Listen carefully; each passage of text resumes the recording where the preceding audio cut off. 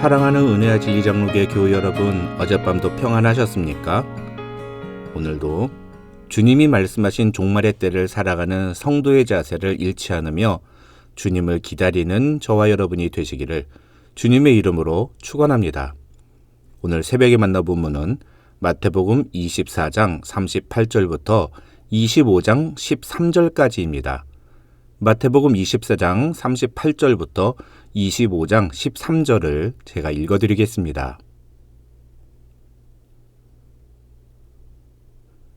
홍수전에 노아가 방주에 들어가던 날까지 사람들이 먹고 마시고 장가들고 시집가고 있으면서 홍수가 나서 그들을 다 멸하기까지 깨닫지 못하였으니 인자의 임함도 이와 같으리라. 그때 두 사람이 밭에 있음에 한 사람은 데려가고 한 사람은 버려둠을 당할 것이요. 두 여자가 맷돌질을 하고 있음에 한 사람은 데려가고 한 사람은 버려둠을 당할 것이니라. 그러므로 깨어있으라. 어느 날에 너희 주가 임할는지 너희가 알지 못함이니라. 너희도 아는 바니 만일 집 주인이 도둑이 어느 시각에 올 줄을 알았더라면 깨어있어 그 집을 뚫지 못하게 하였으리라. 이러므로 너희도 준비하고 있으라. 생각하지 않은 때에 인자가 오리라. 충성되고 지혜 있는 종이 되어 주인에게 그 집 사람들을 맡아 때를 따라 양식을 나눠줄 자가 누구냐. 주인이 올 때 그 종이 이렇게 하는 것을 보면 그 종이 복이 있으리로다. 내가 진실로 너희에게 이르노니 주인이 그의 모든 소유를 그에게 맡기리라. 만일 그 악한 종이 마음에 생각하기를 주인이 더디 오리라 하여 동료들을 때리며 술 친구들과 더불어 먹고 마시게 되면 생각하지 않은 날 알지 못하는 시각에 그 종의 주인이 이르러 엄히 때리고 외식하는 자가 받는 벌에 처하리니 거기서 슬피 울며 이를 갈리라. 그때 전국은 마치 등을 들고 신랑을 맞으러 나간 10처녀와 같다 하리니 그 중에 5은 미련하고 5은 슬기 있는 자라. 미련한 자들은 등을 가지되 기름을 가지지 아니하고 슬기 있는 자들은 그릇에 기름을 담아 등과 함께 가져갔더니 신랑이 더디옴으로 다 졸며 잘새 밤중에 소리가 나되 보라 신랑이로다 맞으러 나오라 하매 이에 그 처녀들이 다 일어나 등을 준비할세 미련한 자들이 슬기 있는 자들에게 이르되 우리 등불이 꺼져가니 너희 기름을 좀 나눠달라 하거늘 슬기 있는 자들이 대답하여 이르되 우리와 너희가 쓰기에 다 부족할까 하노니 차라리 파는 자들에게 가서 너희 쓸 것을 사라 하니 그들이 사러 간 사이에 신랑이 오므로 준비하였던 자들은 함께 혼인잔치에 들어가고 문은 닫힌지라. 그 후에 남은 처녀들이 와서 이르되 주여 주여 우리에게 열어 주소서. 대답하여 이르되 진실로 너희에게 이르노니 내가 너희를 알지 못하노라 하였느니라. 그런즉 깨어있으라. 너희는 그 날과 그 때를 알지 못하느니라.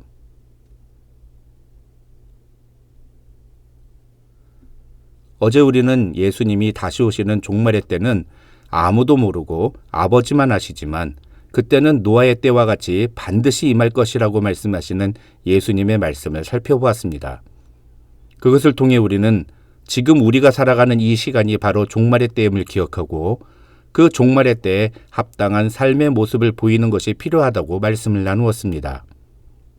이제 오늘 본문인 마태복음 24장 38절부터 예수님은 종말의 때에 성도가 가져야 할 바른 삶의 자세에 대해서 말씀하십니다. 그것을 한마디로 요약하면 바로 영적으로 깨어 있어야 한다는 것입니다. 예수님은 단도직입적으로 사람들에게 깨어 있으라고 말씀하시면서 종말의 때를 살아가는 성도들에게 경고의 메시지를 주십니다.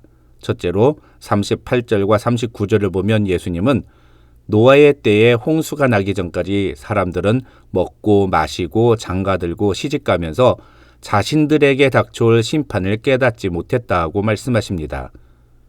여기서 예수님이 말씀하시는 노아의 때의 사람들이 한 행동들은 죄악의 모습이 아닙니다. 그들은 평범한 일상생활을 해나갔습니다.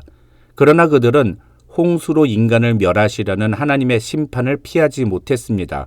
왜 그렇습니까? 방주에 들어가지 않았기 때문입니다. 중요한 것은 왜 그들이 방주에 들어가지 않았느냐는 겁니다. 그것은 반복되는 일상에 익숙했기 때문이라는 것이 예수님의 말씀입니다. 다시 말해서 영적으로 깨어있는 사람은 반복되는 일상에 젖어 사는 사람이 아니라 언제 자신에게 임할지 모르는 종말의 때를 항상 준비하며 그에 대비하는 삶의 자세를 가지고 살아가는 사람이라는 것입니다. 그런 생각을 가지고 사는 사람이 바로 영적으로 깨어있는 사람인 것입니다. 둘째로 40절로 42절에서 예수님은 같은 일을 하던 두 사람 중에 한 사람은 데려가고 한 사람은 버려둠을 당할 것이라는 내용의 말씀을 하시며 그러므로 깨어있으라. 어느 날에 너희 주가 임할든지 너희가 알지 못함이니라 하고 말씀하십니다. 여기서 중요한 것은 그 날이 언제인지는 알 수 없지만 우리가 구별되는 날이 반드시 올 것이라는 것입니다.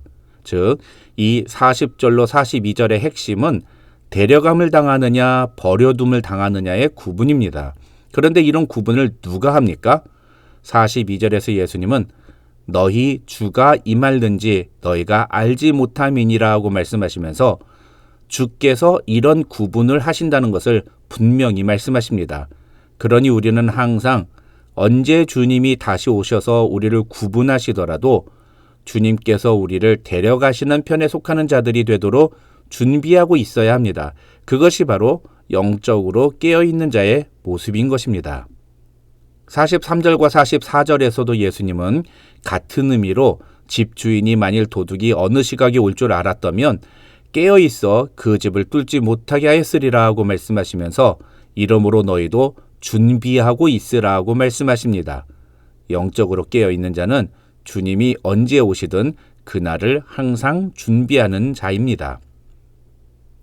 45절로 51절에서 예수님은 주님이 다시 오실 날을 준비하는 것이 무엇을 의미하는지를 조금 더 자세하게 설명해 주십니다. 여기서 예수님은 영적으로 깨어있는 종말의 때를 준비하는 자를 가리켜 충성되고 지혜 있는 종이라고 표현하십니다. 45절과 46절에서 예수님이 말씀하시는 이 충성되고 지혜 있는 종은 다른 말로 표현하면 주인이 다시 올 때까지 자신에게 맡겨진 책임을 다하고 성실하게 살아가는 종과 같은 사람입니다. 이것은 두 가지 의미가 있는데 주님이 다시 오실 것을 준비한다는 것은 현실 세계를 부정하거나 현실의 삶을 멈추고 뭔가 다른 일을 해야만 하는 것이 아니라는 것과 주인이 언제 오실지 모르니 자기 마음대로 행동하고 방탕해서는 안 된다는 두 가지 의미입니다. 사실 성경에서 예수님은 이 중에 두 번째 내용에 대해서만 말씀하셨습니다. 그 내용이 48절과 49절입니다. 실제로 지금도 수많은 사람들이 예수님이 다시 오신다고 했지만 2000년 동안 오시지 않았으니 앞으로도 언제 올지 모른다. 아니, 안 올 수도 있다라고 생각하면서 자기 마음대로 자기가 하고 싶은 대로 살아가는 모습을 보여줍니다. 그런데 지난 2000년 기독교 역사 속에 등장한 수많은 종말론적인 이단들의 모습을 보면 오히려 첫 번째 모습에 해당되는 경우가 더 많았습니다. 다시 말해서 주님이 몇 년, 몇 월, 몇 일, 몇 시에 다시 오신다는 어떤 교주의 말에 속아서 자신의 생업과 가정을 버리고 집단 생활을 하며 재림을 기다리는, 그러다가 결국은 집단 자살의 결말을 맞이했던 그런 일들이 적지 않았다는 것입니다. 왜 이런 일이 자꾸 반복되는 것일까요? 그것이 바로 주님이 말씀하시는 이 종말의 때에 성도가 가져야 할 깨어있는 자세에 대해서 제대로 이해하지 못했기 때문인 것입니다. 주님은 종말의 때에 깨어있는 성도는 일상 속에서 자신에게 주어진 책임과 사명을 성실히 수행하며 주님이 다시 오실 날을 기다리는 그런 사람이라고 말씀하십니다. 저와 여러분도 그렇게 주님이 우리에게 허락하신 삶의 영역을 성실히 살아가면서 주님을 기다리는 깨어있는 성도들이 되시기를 주님의 이름으로 축원합니다. 마지막으로 25장 1절로 13절에서 예수님은 열 처녀의 비유를 통해서 영적으로 깨어있는 자에 대해서 말씀하십니다. 사실 이 말씀과 이어서 25장에서 예수님은 다시 천국에 대한 세 가지 메시지를 전하십니다. 그런데 이 세 가지 비유 중에 이 1절로 13절에 기록된 열 처녀의 비유는 오늘의 주제인 종말의 때 성도들이 보여줘야 할 영적으로 깨어있는 모습에 대한 내용이어서 제가 24장과 함께 다루려고 합니다. 이 열처녀의 비유에서 우리는 먼저 이 열처녀가 도대체 누구인가를 알아야 합니다. 결론만 말씀을 드리면 이 열처녀는 신부의 들러리들인데 그들은 결혼식이 벌어지는 저녁에 신부를 데리러 오는 신랑을 영접하고 맞이하는 책임이 있었다고 합니다. 그러기 위해서 이 신부 들러리들은 손에 신랑의 길을 밝혀줄 등불을 들고 서 있었는데 문제는 신랑이 언제 오는지 아무도 알지 못했다는 것입니다. 5절을 보면 예수님도 이런 상황에 빗대어 신랑이 더디 오므로 다 졸며 잘세라고 말씀하십니다. 중요한 건 그러다 보니 어떤 사람들은 등에 불을 밝힐 기름이 거의 다 떨어진 상태가 되었다는 것입니다. 여기서 핵심은 3절과 4절입니다. 미련한 자들은 예비로 기름을 가지고 있지 않았고 슬기로운 자들은 그릇에 기름을 담아 예비 기름을 가지고 갔다는 것입니다. 이것이 깨어있는 자의 모습이라는 것입니다. 다시 말해서 준비하는 삶이냐 준비하지 않는 삶이냐가 바로 깨어있는 자의 모습을 보여준다는 것입니다. 학자들 중에는 이 비유를 영적으로 해석하는 사람들이 있습니다. 즉, 열처녀가 들고 있는 등불은 우리의 종교적인 모습이라는 것입니다. 그런데 그 종교적인 모습은 반드시 기름이 넉넉하여 불이 꺼지지 않아야 하는데 이 불은 곧 성령의 불이고 이 불을 타게 하는 기름은 곧 은혜라고 설명합니다.